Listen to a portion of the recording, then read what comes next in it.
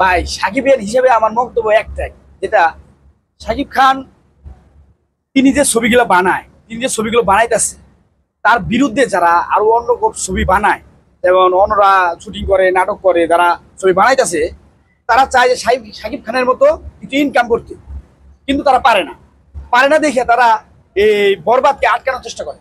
বরবাদকে আটকানোর চেষ্টা করার জন্য তারা এতটা পরিশ্রম করে যে তারপরে কিন্তু তারা বরবাদকে আটকাতে পারে নাই। তারপরে কিন্তু সাকিব খান ভাই কিন্তু এগিয়ে চলছে, এমন ভাবে সে উপরে যেতেছে, কিন্তু তারা কিন্তু আটকাতে পারতেছে না।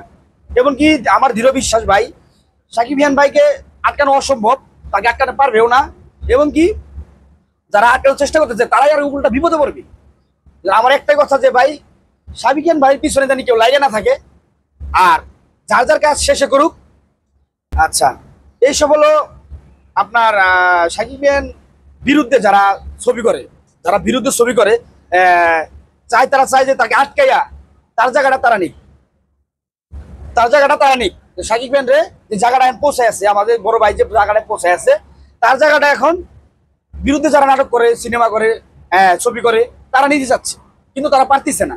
এই কারণেই তাদের এরকম হচ্ছে যে তারা অনেক চেষ্টা করতেছে যে সাকিব খান ভাইয়ের জায়গাটা নিতে, কিন্তু তারা অসম্ভব করছে, পারবেও না আর পারতেছেও না।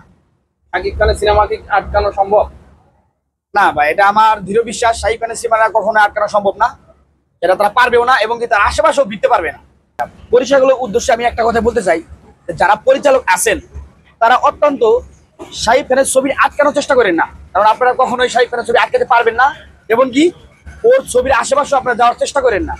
আগেও অনেক লোক এরকম, অনেক পরিচালক ছিল যারা সাকিব খানের ছবি আটকানোর জন্য এবং কি তার ছবি কপি করার জন্য তার পিছনে অল টাইম লেগে থাকতো, কিন্তু কখনো পারে নাই। বড় বড় লোকরাই ফেল গেছে, পিছিয়ে গেছে।